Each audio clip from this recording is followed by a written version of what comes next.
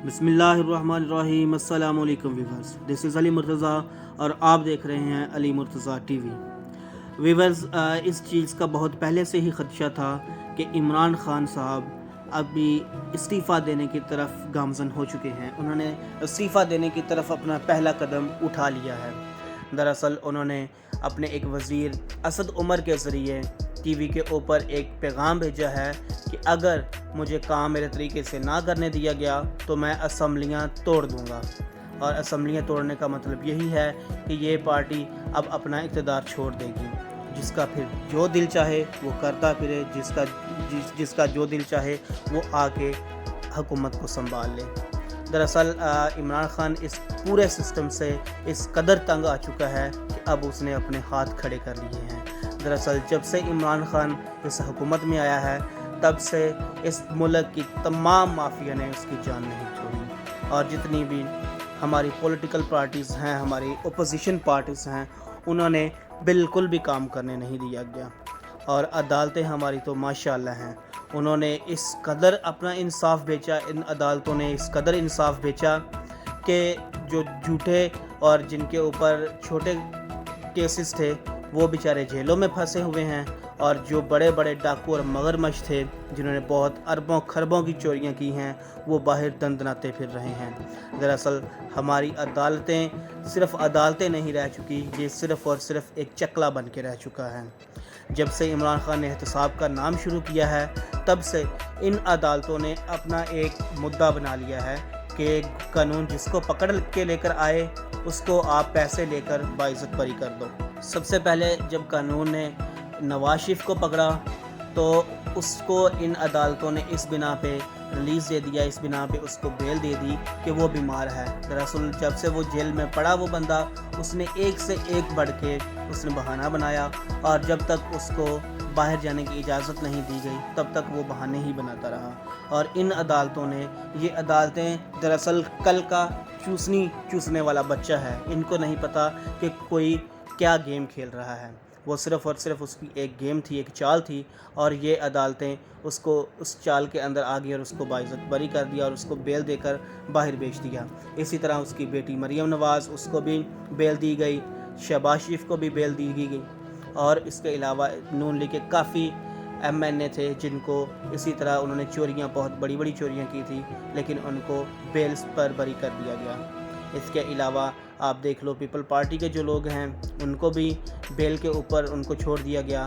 कोई इंसाफ का नामो निशान नहीं है इस मुल्क के अंदर। और ये जो अपोजिशन पार्टियां हैं इन्होंने हर दूसरे दिन आकर मुल्क बंद किया और मुल्क की सड़कें बंद की, आवाम को तंग किया, और कुछ भी नहीं था इसके अंदर, सिर्फ़ और सिर्फ अपनी चोरी बचाई और कुछ नहीं था। ना ही किसी अवाम की, ना ही किसी गरीब अवाम की इनको फ़िक्र है, और ना ही इस मुल्क की फ़िक्र है। और जो हमारा मुल्क का माफिया है वो तो इस कदर घटिया और इस कदर ज़लील हो चुका है, इस कदर ज़लील हो चुका है कि उनको गरीबों की भूख नज़र नहीं आ रही, उनको सिर्फ़ और सिर्फ अपनी पॉकेट नज़र आ रही है। वो सिर्फ़ और सिर्फ अपनी पॉकेट भरना जानते हैं, लेकिन उनको पाकिस्तान की गरीब आवाम बिल्कुल नज़र नहीं आ रही। उनको ये नज़र नहीं आ रहा कि पाकिस्तान किस तरफ जा रहा है। और खुदा के बंदो, अगर ये मुल्क ही ना रहा तो तुम अपना माफिया कहाँ चलाओगे? खुदा का वास्ता है, इस मुल्क का कुछ ना कुछ सोच लो। और दूसरी तरफ इमरान ख़ान के अपने बंदे, अपनी पार्टी के बंदे, जो कि इमरान ख़ान का बड़ा अच्छा दोस्त कहलाते थे, लेकिन अभी जब उनके ऊपर बात आई है तो वो भी एहतसाब से भाग रहे हैं और उन्होंने अपनी दड़ेबाजियाँ बना ली हैं। उनको ये शर्म नहीं आई कि हम इस बंदे के साथ कदम ब कदम मिलाकर चले हैं, लेकिन अभी आकर हम क्या गराजत कर रहे हैं। हम इसका साथ अभी भी हमें देना चाहिए ताकि ये गवर्नमेंट को चला सके, मुल्क को किसी साइड पे लगा सके, मुल्क की मईशत को किसी साइड पे लगा सके। इस मुल्क के अंदर कोई कुछ नहीं सोचता, सिर्फ़ और सिर्फ इस मुल्क को लूटना जानते हैं ये लोग। इस मुल्क का कोई भला नहीं चाहता। सिर्फ़ और सिर्फ एक बंदा इमरान ख़ान खड़ा हुआ है जो कि कहता है कि मैं इस मुल्क को किसी साइड पे लगा के जाऊँ, इस मुल्क का कुछ ना कुछ करके जाऊँ। अभी रिसेंटली देख लिया जाए तो एक बशीर मेमन है, उसको उसके ओहदे से हटा दिया गया, तो उसने आकर टीवी के ऊपर, न्यूज़ चैनल्स के ऊपर बैठकर उसने अपना धंधा स्टार्ट कर लिया।